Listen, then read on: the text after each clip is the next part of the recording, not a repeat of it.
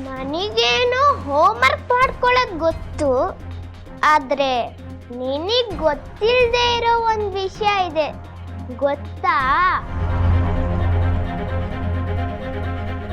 ನನಗೆ ಗೊತ್ತಿಲ್ದಿರೋದು ಏನೂ ಇಲ್ಲ.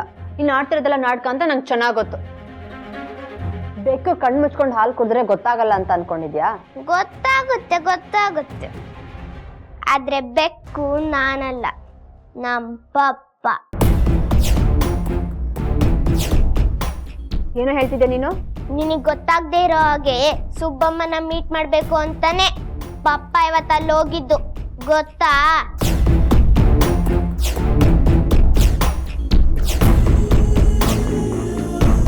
ಇನ್ನೇನು ಸೀಕ್ರೆಟ್ ಆಗಿ ಮೀಟ್ ಮಾಡಬೇಕು ಅನ್ನೋ ಅಷ್ಟರಲ್ಲಿ ನೀನ್ ಬಂದು ಎಲ್ಲ ಕೆಡಿಸ್ದೆ.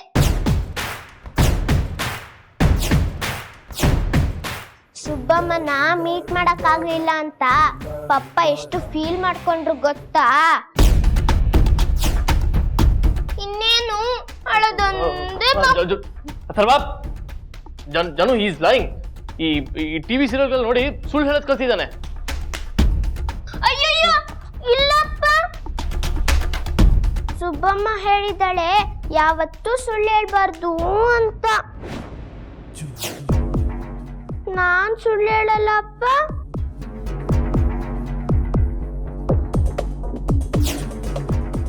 ಜನು, trust me, he is lying. 2 1s are 2, 2 2s are 4.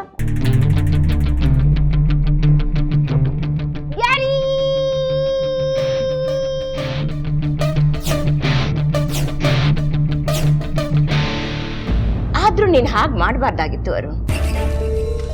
ಅವ್ರು ಅಷ್ಟು ದೂರದಿಂದ ಬಂದಿದ್ದಾರೆ, ನೀನ್ ಅವ್ರನ್ನ ಮಾತಾಡ್ಸ್ದಿದ್ದು ತಪ್ಪಲ್ವಾ? ಅಮ್ಮ, ನಿಮ್ಗೆ ಗೊತ್ತಲ್ವಮ್ಮ, ಅವ್ರು ಯಾವಾಗಲೇ ಬಂದ್ರು ಏನೇ ಮಾತಾಡಕ್ ಬಂದ್ರು ಅದೇ ವಿಷಯಕ್ಕೆ ಬರ್ತಾರೆ. ನಿಂಗಂತೂ ಸಾಕಾಗೋಗಿದೆ. ದಯವಿಟ್ಟು ನನ್ನ ಪಾರ್ಕ್ ನನ್ನ ಇದಕ್ಕೆ ಬಿಡ್ತೀಯಾ ಪ್ಲೀಸ್? ಅವ್ರು ಹೊರಡೋವಾಗ ಎಷ್ಟು ಬೇಜಾರು ಮಾಡ್ಕೊಂಡ್ರು ಗೊತ್ತಾ? ಅದಕ್ಕೆ ಹೇಳ್ದೆ ಅಷ್ಟೇ. ಈಗ ಹೋಗಾಯ್ತು ತಾನೆ, ಮತ್ತೆ ಯಾಕೆ ಅದೇ ಮಾತು? ತಿಂದಾಗಿದ್ರೆ ದಯವಿಟ್ಟು ಹೋಗಿ ಮಲ್ಕೋ, ನಾನು ಬಂದು ಮಾತ್ರೆ ಕೊಡ್ತೀನಿ. ಏನು ಬೇಡಪ್ಪ, ಸುಬ್ಲಕ್ಷ್ಮಿ ಆಗ್ಲೇ ಎಲ್ಲ ಎತ್ತಿಟ್ಟಿದ್ದಾಳೆ. ನಾನು ಹೋಗಿ ತಗೋತೀನಿ, ನಾನು ಹೋಗಿ ಮಲ್ತೀನಿ.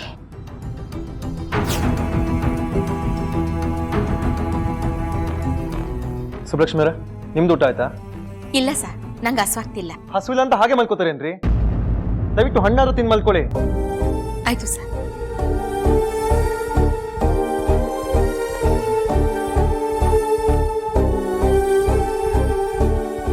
ಯಾರ್ದೋ ಕೋಪನ ಯಾರ ಮೇಲೋ ಹಾಕ್ಬಿಟ್ಟೆ.